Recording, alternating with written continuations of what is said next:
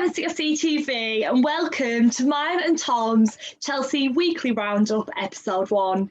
Now, the video yesterday went down really well, and we want to do a video, well, hopefully nearly every Sunday, just doing a weekly roundup, and we're going to do it episode by episode. But there's been loads going on this week, Chelsea fans, hasn't there? Lampard being sacked, Tuchel in, drawing against Wolves, beating Burnley today. There's loads to discuss. So this will probably be like one of the heavier episodes we do because there's so much going on. But yeah, so let's get into it. I hope you enjoy it. Also, let me know down below, guys, if you enjoy this new segment to my channel. And if you do, we'll keep it going. So also in tonight's video, we're going to look ahead to our games next week against Tottenham and Sheffield, because we've got a very busy, exciting but nerve-wracking week ahead. So let's talk about Lampard being sacked first. Now, I gave all my opinions about this in a video. It was last Monday. It's nearly a week ago. I gave all my views then, and you all heard about how I felt about it. So we haven't actually asked Tom how he feels about Lampard being sacked. So Tom, over to you. How do you feel about Lampard being sacked? Well, I mean, I was always one that wanted to give him a little bit more time.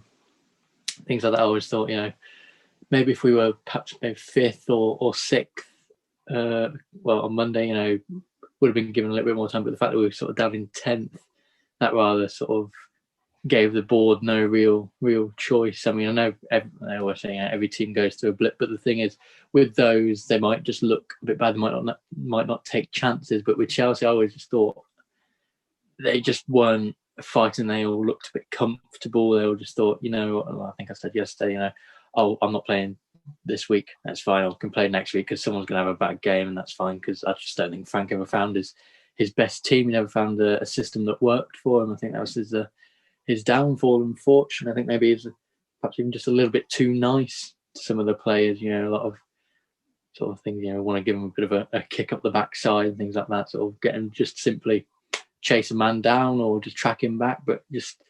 And I suppose towards the end as well, obviously at the start, Frank was always sort of on the touch line, sort of doing hand gestures, things like that. But towards the end, he was sort of always just slumped down in his chair and things like that. It wasn't really good sort of body language from him, I suppose. But I'm not saying that he wasn't Chelsea. Of course, he's Chelsea, but I just think maybe it would have been just a bridge too far for him this early on in his career, sort of thing. So, bridge too far, excuse Stamford Bridge too far, we'll go with then. Yeah. And do you not think it was too early? Do you not feel like the board acted a little bit too quickly? I mean, I said it myself, like, if Chelsea aren't going to give Lampard time, they're not going to give anyone time. Do you think they acted too quickly? Yeah, I mean, I think with Frank, it was always just going to be an opportunity that he could never turn down. Even if it was thinking, is it a bit too early? You could just never turn it down, sort of thing. But I think the problem is that obviously sort of went into that little slump after obviously playing so well at the start. I think it was 14 games unbeaten in a row, something like that. Obviously got to top of the table. But I think it was just that was a sort of time where he couldn't manage the team. I think that was I think that's probably the key thing there. He couldn't motivate them to get out of it. He couldn't, like I say, didn't know his best team, so he couldn't rely on the players to obviously pull us out of the slump. I always think, Mount obviously sort of put his heart out for Chelsea. He was sort of doing the job for all the 10 outfield players on the pitch with his running and his pressing and things like that. I just think, in fact, he just, like I say, just couldn't manage the team as well as some can do. So, like I say, just probably a bit too much. And I mean, obviously, first season top 4, obviously with the transfer ban, so there was obviously a lot of the core of the Chelsea youth players that obviously always looked up to him as Frank Lampard, Chelsea legend. But I think as all the new players came in, a lot of them just sort of maybe thought, oh yeah, you had a good playing career, but you're a manager now, so how are you at managing? And I think that sort of in their head, they sort of weren't not prepared, but they sort of weren't willing to sort of try their hardest, perhaps. I mean, yeah, you just don't know what goes on behind behind the scenes there, so you don't know. And do you think he will ever be welcomed back as the Chelsea manager? I mean, yeah, of course. Frank's always welcome back.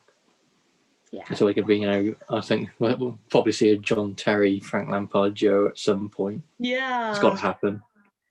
I mean, you've got to think of like Jose Mourinho. When he first left, I never thought he would return back, but it happened. Yeah, I think it's just one of those things, isn't it? Yeah, it'll definitely return. He's Chelsea through and through, so of course he will. Yeah, so that's enough about Lampard now. So now on to Tuchel. I'm not going to lie, I was so upset about Lampard being sacked that it clouded my entire judgment on Tuchel. I couldn't think about Tuchel. Obviously, it was Lampard out, Tuchel in straight away, and I couldn't really accept it at first. But as days have gone on and we're 2 games in with Tuchel now, I feel as though I'm accepting it more and I'm actually really excited about the future. I think he's going to be a good manager for us. Who knows how long he'll be at Chelsea for, because you can never predict that. But I think he has got an exciting future at Chelsea. I think he offers the team a lot. I think he's got a lot of assertion over the players, as we've talked.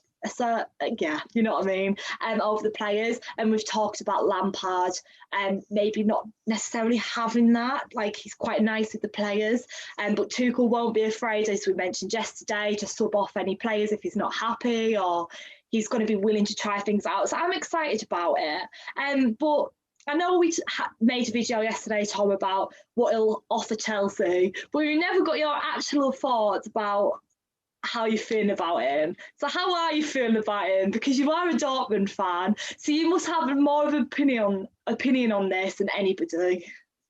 Well, yes, it was purely a footballing sort of point of view, that sort of thing. I know he played good attacking football. It's good on the eye and it's effective, as we saw today. I have my personal opinions on him, which are quite well documented on Twitter and things like that. So I won't go too much into that, but all I'll say is that Chelsea will be playing very nice football in the future, and hopefully it amounts to silverware. And that's like I said, that's all I'll stick with that one. Okay, we'll probably leave that there then. So we won't talk about this too much. We will really want to talk about today's game more so, because I feel like Tuchel's had time to settle down with the players now. We saw a lot today, in my opinion, but we'll just quickly touch on it anyways, because it was a game that happened this week. How did you feel about the 0-0 game against Wolves? I personally felt like it was just a time for settling down. Tuchel had been at Chelsea for what? Not even one day, hardly. So I felt like we can't judge that game too much. But how did you feel about the 0-0 result against Wolves on Thursday? So Wednesday, yeah. Yeah, well, we spoke about yesterday. It was sort of him coming in, sort of getting to know his team, sort of, like I said, choosing the more experienced players and things like that, getting the weight on their shoulders. Again, we sort of saw the start of what we could have seen from him. Yeah, sort of a bit of a press, one or two touch football, sorry, and sort of in attack and things like that. So, but I think Burnley today was where we sort of started to get more of a feeling about Tuchel. I mean, we were all surprised about Marcus Alonso being in the starting 11. Could have been, just obviously seeing what all the players could have done, things like that. Obviously, Kai starting on the bench, obviously Werner and Abraham up front together and things like that. So sort of got a little bit more of a feel as to what we can expect to see. I mean, we might see another couple of changes in the Tottenham game. We just don't know. So it's just sort of taking each game as we see it, and just thinking, will he find his best 11 now, or will there still be a couple of changes to come? So. Yeah, so obviously touching on our 2-0 win against Burnley today, I was impressed. I thought we were playing nice, direct, fluent football. Obviously, still things here and there that we need to work on. But actually, I feel it's about well, from what I've seen from Chelsea Twitter, about putting faith into Tuchel. Some fans came out before the match and said, "Oh, I'm not sure about his starting 11 today." And then as Piliqueta and Alonso both score, I think there was quite a lot of questions surrounding Alonso in particular. And then he goes and nets a goal before our game against Tottenham. So I was impressed today. As I said, I don't think it was perfect. I feel like there's still... How do I say this? We'll talk about Werner as well, but I feel like individually there's a lot to work on for some players, in particular Werner. And I hate to say it, but I'm scared he's the new Torres. So Tom, over to you. How did you feel generally about our result today? And also, how do you feel about Werner? Because you have an opinion on him, I think. But yeah, go for it. Well, it's quite good because we finally had to, just sort of attacking with intent. It wasn't so much a slow sort of pass it around the midfield and then knock it up forward and see if they can do anything, then pass it back. It was always constantly forward, get the ball, get it forward all the time. We used the width, obviously, with Hudson-Odoi, sort of crossing it in. Obviously, a lot of the time, some great chances falling from crosses from him, obviously. I think with Alonso as well, when Hudson-Odoi would cross it in, sort of Alonso there at the back post, like we saw, I think, in the first half, perhaps could have, I think he tried to head it in, but perhaps, lack of matches sort of, either, sort of interfered with, his quality of header there. Usually I've expected him to score that. But, I think that was sort of what Marcos Alonso adds, about that sort of the attacking threat that perhaps we might have lacked in previous weeks, things like that. We were actually good on the counter. I mean, we scored on pretty much a counter attack for the first goal. Fast Piliqueta's goal. There's a lot of crowding on the one side of the touchline. So it was just a quick ball across the other wing. Hudson-Odoi takes it, cuts inside, lays it off to Aspi, and he just smashes it in. Which there's a bit of luck. He kind of took it a bit quickly, so perhaps it put Nick Pope off a bit. But just it's good to see us actually attacking at speed, counter-attacking effectively as well, which I think a lot of Chelsea fans have been sort of quite disappointed about in recent times, about the pace we've got, and we just never used it. We always just sort of let teams get back into their positions and just didn't utilise all the pace we had. So it's just good. And again, defensively, I know it was Werner, I think they had one shot in the whole game. We rather dominated possession, things like that. Good, solid defensively. Rudiger having a good game. Thiago Silva dominating completely. Possibly one of his best games he's played for Chelsea. And he had Jorginho and Kovacic sort of just taking control of the midfield. I mean, I know they play a lot of long balls, so it wasn't exactly difficult to sort of defend against. But attacking, they took the game by the scruff of the neck, sort of constantly pushing it forwards, if not getting it across so we could push it down the wings and things like that. So just good. I mean, I suppose you wanted me to go on Werner and the lack of finishing. But look, he's come back in. He's come in to the team. Obviously, we started off with Abraham. He was subbed off at half-time. I think that one they were sort of getting in each other's way in the box. They were sort of trying to adopt the same positions. It just really wasn't working out for that. And obviously, take off Abraham, bring on Pulisic. I think he's obviously massively low on confidence. And I think Tuchel said in his press conference afterwards, he was saying about how, all it takes is just a scruffy goal, something to take a deflection, and all of a sudden the floodgates open. So it's just, I think he gets into the right areas. We've had players, get their head down, sort of not want the ball, but he always seems like he wants the ball. He wants to try and score. That which is good. He's tenacious. It's just lacking that finishing touch, which will eventually come. It will come. It's just persevering and just a matter of time. I like Werner, but I just get frustrated watching him as a player because I know he could play well. I know he could deliver to a higher level, and it's just so frustrating. And you're saying he gets into the right positions, but does he? Does he actually get into the right positions, do you think? Because surely he'd be scoring. Yeah, that's sometimes it's a deflection. I mean, they had the chance where it sort of mishit it. Unfortunately, that's obviously down to low confidence, sort of trying to overthink it, thinking, oh, just sort of thinking too much about it, things like that. But he is always in there. It's just whether the crosses come to him or if he sort of makes a run and the ball doesn't come that way to him. But like I said, it will come. You just need to keep persevering, and like Tuchel said, it just takes a naff goal, something that takes a couple of deflections, and P rolls in past the goalkeeper, and all of a sudden he scored another, and then another, and then another. So that's really all it takes. So we need to keep the faith, that's for sure. Exactly.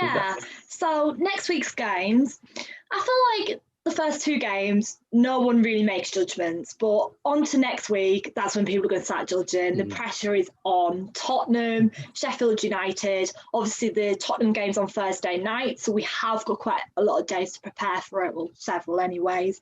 And then Sheffield United next Sunday. The games are going to be tough next week, and I'm actually really nervous. But you know something? I feel like we might beat Tottenham. I think we're going to prove everyone wrong. Sheffield United, though, I feel like we could beat Tottenham and then mess up against Sheffield United. But I'm going to be confident for both games. I'm going to be optimistic. But I am nervous for next week. Stressful week ahead. How are you feeling? Well, Tottenham, I mean, I know Kane's out. They're obviously losing to Liverpool last week. So, well, I suppose it's been outplayed by Liverpool last week. Well, they're currently playing now against Brighton. I don't know what the score is, but they seem. I think there's a Mourinho sort of a disaster waiting to happen there, as it usually does. But like I said, obviously Kane out. I think Marcus Alonso, he always loves Tottenham. He'll score. He'll definitely score.